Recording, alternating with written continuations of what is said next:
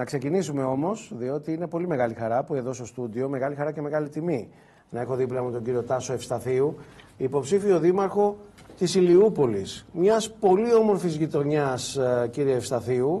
Σωστά. Η οποία όμως, και μάλιστα, όχι, να το ξεκινήσω διαφορετικά, ίσως ο παλαιότερος αυτοδιοικητικός της Ηλιούπολης, κύριε Ευσταθίου. Όμορφη γειτονιά με αρκετά προβλήματα όμως.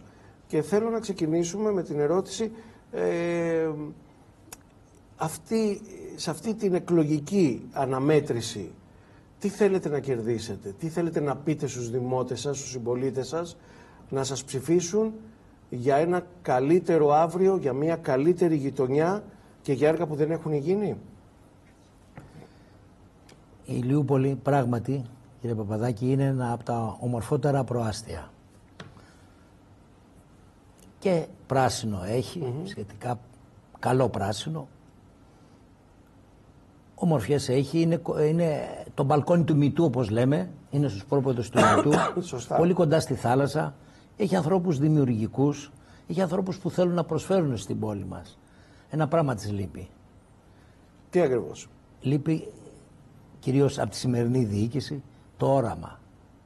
Η θέληση και η όρεξη να προσφέρουμε ανιδιοτελώς για το καλό της πόλης μας και των συμπολιτών μας. Αυτό το όραμα και αυτή την όρεξη τα εγγυόμαστε εμείς. Έχουμε διάθεση, έχουμε εμπειρία, έχουμε σιγουριά ότι θα μπορέσουμε να καταφέρουμε να λύσουμε τα μεγάλα προβλήματα της πόλης μας. Υπάρχουν δύο πυλώνες από ό,τι αντιλαμβάνομαι όσον αφορά σε αυτά τα οποία πρέπει να γίνουν στην Ηλιούπολη. Το ένα έχει να κάνει με την καθημερινότητα. Φαίνεται ότι χάνει τη μάχη της καθημερινότητας η Ηλιούπολη. Και αναρωτιόμαστε το γιατί, κύριε Ευσταθίου.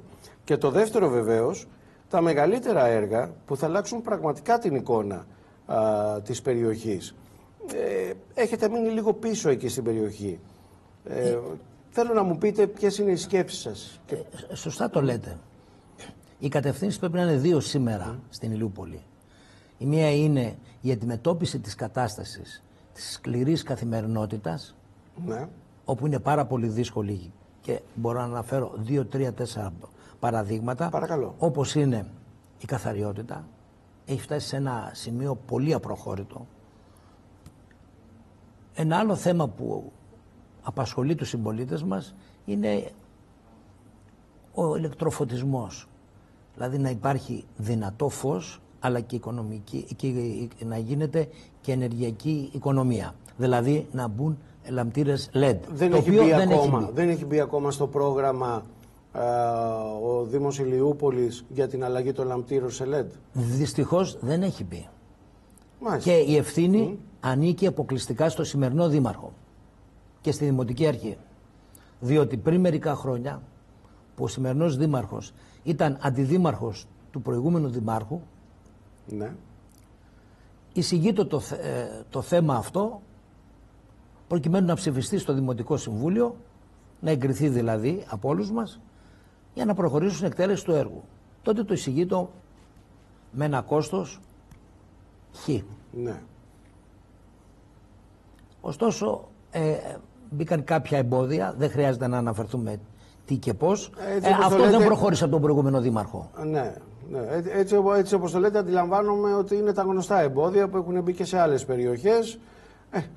Αυτός ο εργολάβος, όχι ο άλλος εργολάβος, όχι από εδώ, όχι από εκεί. Φαινόμενα συνηθισμένα αυτά. Ωστόσο ο δήμαρχος, ο σημερινός, αποστασιοποιήθηκε από τον προηγούμενο δήμαρχο, έφυγε και έκανε δικιά του παράταξη και επαγγέλθηκε ότι ένα από τα πρώτα έργα που θα κάνει θα είναι να τοποθετήσει λάμπες LED μέσα στην πόλη. Το έφερε πράγματι το έργο αυτό και το εισηγείτο τώρα σαν δήμαρχος με ένα κόστος. Για την επόμενη πενταετία. Για αυτή την τετραετία που διανύουμε, το εισηγήθηκε και το έφερε σε ένα κόστος τουλάχιστον τριπλάσιο του προηγούμενου κόστους που το εισηγείτο την προηγούμενη φορά. Με διάφορες διαδικασίες, με διάφορα, θα έλεγα εγώ το εισαγωγικών, τερτύπια, έφτασε σε ένα πολύ ψηλό κόστος. Εκεί εμείς παρενέβημε μέσα στο Δημοτικό Συμβούλιο και οι άλλες παρατάξεις, να λέμε την αλήθεια, αλλά πολύ περισσότερο εμείς που εγώ προσωπικά, άπτετη του επιστημονικού μου αντικειμένου και της δουλειάς μου, Είπαμε, μπήκαμε μπροστά, γίναμε εμπόδιο και είπαμε να το πει σε όλη την πόλη ότι εμείς σταματάμε αυτό το έργο. Άρα λοιπόν δημόσιο. Δεν φτάνει μόνο ότι καθυστέρησε να φέρει την πρόταση στο Δημοτικό Συμβούλιο, την έφερε τελευταία στιγμή και την έφερε με τριπλάσιο κόστος. Ναι, συγγνώμη, ίσως δεν έγινε πολύ αντιληπτός. Την έφερε πριν κάνα 2 χρόνια. Καλά, εντάξει. Πριν κάνα 2 χρόνια όμως σημαίνει ότι ήταν 2-3 χρόνια ήδη είχε τη διοίκηση του Δήμου. Σωστά. Ολόκληρη περιφέρεια ο Πατούλης έχει καταφέρει και έχει αλλάξει σχεδόν τα πάντα μέσα σε 4 χρόνια. Δυστυχώς αυτό έγινε στην πόλη μας. Και τα έφερε και με τριπλάσιο κόστος. Ναι, με ένα τριπλάσιο κόστος. Άρα λοιπόν εσείς την επόμενη μέρα, αν σας τιμήσει με την ψήφο του ο λαός της Ηλιούπολης, οι δημότες της Ηλιούπολης, εσείς πρώτον θα κάνετε φαντάζομαι και κάποιον έλεγχο για να δείτε πού έχουν πάει και τα χρήματα. Μα δεν προχωρήσει. Δεν μιλάω για αυτό το έργο, μιλάω γενικότερα. Θα κάνετε φαντάζομαι έναν έλεγχο για να δείτε τι ακριβώς έχει γίνει και με τον προϋπολογισμό και όλα αυτά και θα προχωρήσετε σε έναν διαγωνισμό σωστό που να είναι το κόστος. Ακριβώς, επικαιροποίηση της τεχνικής μελέτης αλλά και καινούριος προϋπολογισμός του έργου. Μάλιστα. Πλέον που θα είναι σαφώς χαμηλότερος από το προηγούμενο ποσό, έτσι ώστε οι πολίτες να έχουν φως, άπλετο φως, να υπάρχει οικονομία, αλλά και κυρίως εξαιτίας του έντονου φωτισμού, του πολύ φωτισμού που θα υπάρχει, θα μπορέσουμε να εξασφαλίσουμε περισσότερο και τα θέματα της ασφάλειας. Θα βοηθήσουμε τα θέματα της ασφάλειας. Να νιώθει ο πολίτης ασφαλής, υπάρχουν διάφορα σημεία που χρήζουν ιδιαίτερης προσοχής, αλλά οπωσδήποτε όταν υπάρχει φως, τα πράγματα είναι πολύ πιο καθαρά. Τι θα κάνετε με το θέμα της στάθμευσης? Της στάθμευσης. Υπάρχει ένα ζητηματάκι, ειδικά για εμάς που θέλουμε να έρθουμε στην περιοχή, με δυσκολία καταφέρουμε να παρκάρουμε, ειδικά στα σημεία που βρίσκονται πολλά μαγαζιά. Θα σας πω, η Ηλιούπολης, όπως είπαμε, είναι ένα από τα ωραιότερα προάστια, αλλά δυστυχώς έχει ένα πολύ μεγάλο πρόβλημα. Έχει τη διαμπερή κυκλοφορία, που όλα τα αυτοκίνητα που έρχονται από τα βόρεια προάστια προς τα νότια περνούν μέσα από την πόλη. Τη διασχίζουν, την διχοτομούν στη μέση. Η Ηλιούπολη, η Αργυρούπολη, δεν μπορείτε να φανταστείτε ως νέος οδηγός πριν από πολλά χρόνια, με αυτές τις πλατεΐτσες, με αυτά τα γύρω-γύρω, πόσο πολύ μπερδευόμασταν. Η Ηλιούπολη φημίζεται για τις πλατείες της. Είναι ένα προάστιο που έχει ελεύθερους χώρους. Έχει. Δεν είναι σαν άλλα προάστια τα οποία είναι τόσο πολύ μικροκατοικημένα. Η Ηλιούπολη λοιπόν, εμείς αυτό που λέμε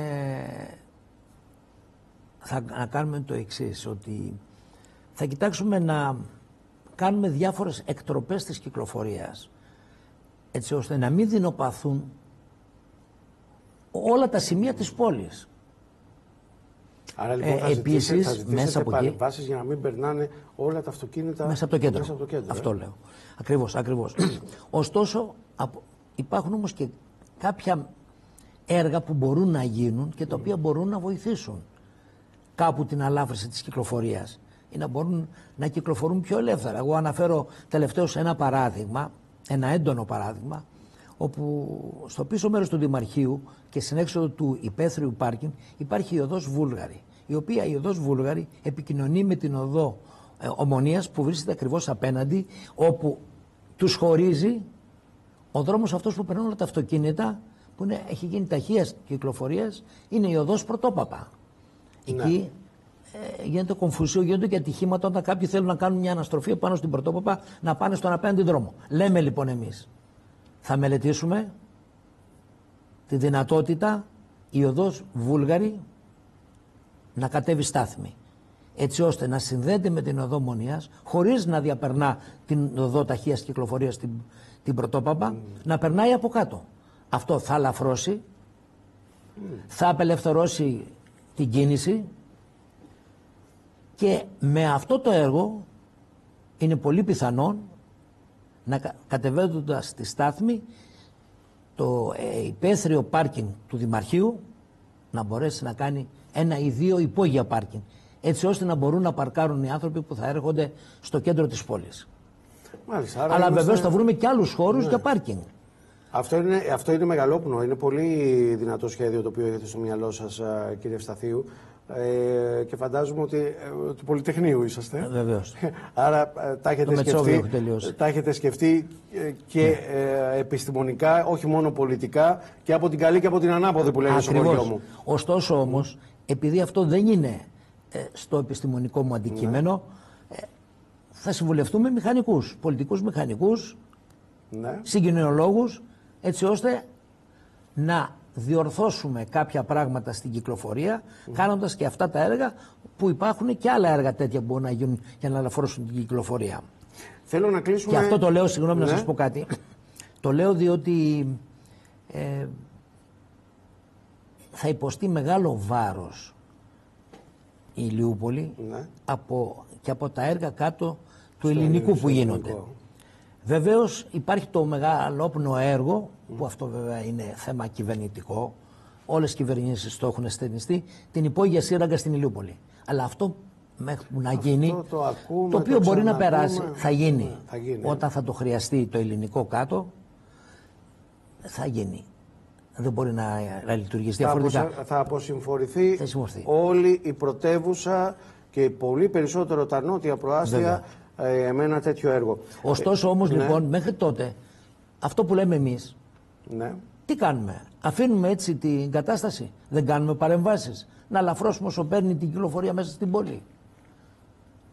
Ασφαλώς. Αυτό λέμε. Θέλω να κλείσουμε με το εξής. Εάν εκλεγείτε δήμαρχος, τα 3 πρώτα πράγματα τα οποία θα κάνετε ως δήμαρχος, που θα σηματοδοτήσουν και τις επόμενες ημέρες της δημαρχίας σας, κύριε Ευσταθίου. Το πρώτο πράγμα που θα κάνουμε και θα σηματοδοτήσουν, ήδη το εξαγγείλαμε και προχθές στην προεκλογική μας ομιλία, δηλαδή η πρώτη απόφαση που θα λάβω θα είναι όλες οι έμιστες θέσεις του πολιτικού προσωπικού, δημάρχου, αντιδημάρχων κλπ, τον πρώτο χρόνο θα λαμβάνουν το 50%. Το υπόλοιπο 50% θα πάει στις κοινωνικές υπηρεσίες του Δήμου. Θέλοντας να δείξουμε ότι πράγματι ερχόμαστε να ασχοληθούμε με την πόλη, να προσφέρουμε στην πόλη. Αυτό το έχουν δεχτεί οι υποψήφοι που σας ακολουθούν? Αυτή τη στιγμή οδηγούμε μια παράταξη, έχουμε ένα όραμα για την πόλη μας, όλοι το έχουν αισθανιστεί εκ των πραγμάτων. Και είναι σύμφωνοι. Ούτως ή άλλως δημόσια το λέτε. Δεν υπάρχει... Ακριβώς. Λοιπόν, το επόμενο βήμα λοιπόν θα σας πω είναι ότι πρέπει άμεσα να αντιμετωπίσουμε την κατάσταση στην καθαριότητα. Και αυτό που δεν έγινε στη θητεία του απερχόμενου δημάρχου είναι το ότι δεν ασχολήθηκε. Μάλιστα. Το δεύτερο θέμα που θα αντιμετωπίσουμε είναι τα LED. Θα μου επιτρέψετε όμως να πω και ένα τρίτο. Είναι κάτι το οποίο τα προηγούμενα χρόνια το θεωρούσαμε ίσως και λίγο γραφικό, λίγο δευτερεύον, τη δημοτική συγκοινωνία. Όμως σήμερα δεν νοείται σύγχρονη, δεν θα πω ευρωπαϊκή, ελληνική πόλη, να μην έχει δημοτική συγκοινωνία, να μπορούν όλοι οι πολίτες από το ακραίο σημείο της πόλης να πάνε στην αστυνομία, στο κέντρο υγείας, στην εφορία και να έχουμε μικρά, ευέλικτα, οικολογικά ή και ηλεκτρικά λεωφορεία. Γιατί είναι μεγάλο σε έκταση ο Δήμος. Ακριβώς για αυτόν τον λόγο. Πολύ σωστά. Ναι. Και κακός που δεν υπάρχει τόσα Έχουμε 2 στάσεις μετρό. Έρχεται κάποιος από το μετρό και για να ανέβει στο κέντρο της πόλης πρέπει να πάρει ένα ταξί και πληρώνει 5 ευρώ. Μα όλες οι πόλεις έχουν το λεωφορεάκι, το μινιμπάς. Εδώ έχουν προχωρήσει άλλες πόλεις. Τα Τρίκαλα έχουν πάει στο λεωφορείο χωρίς οδηγό. Τα Τρίκαλα, και εμείς να μην έχουμε. Τα Τρίκαλα, τα 2 στενά είναι ο Παπαστεργίου, την έχει κάνει την πόλη. Συνάδελφος και φίλος ο Υπουργός, ο σημερινός Υπουργός και τότε Δήμαρχος. Ναι. Σας ευχαριστώ πάρα πολύ. Καλή επιτυχία σας εύχομαι. Ευχαριστώ πολύ. Εμείς καλούμε τους πολίτες να είναι κοντά μας, τους θεωρούμε στήριγμα, να πάμε όλοι μαζί να αλλάξουμε την πόλη μας. Με αγάπη και με συνένεση όλοι μαζί. Κυρίες και κύριοι, Τάσος Ευσταθίου, υποψήφιος δήμαρχος Ηλιούπολης. Εσείς ξέρετε πολύ καλύτερα τι πρέπει να κάνετε εκεί στην περιοχή. Και θα φύγουμε από την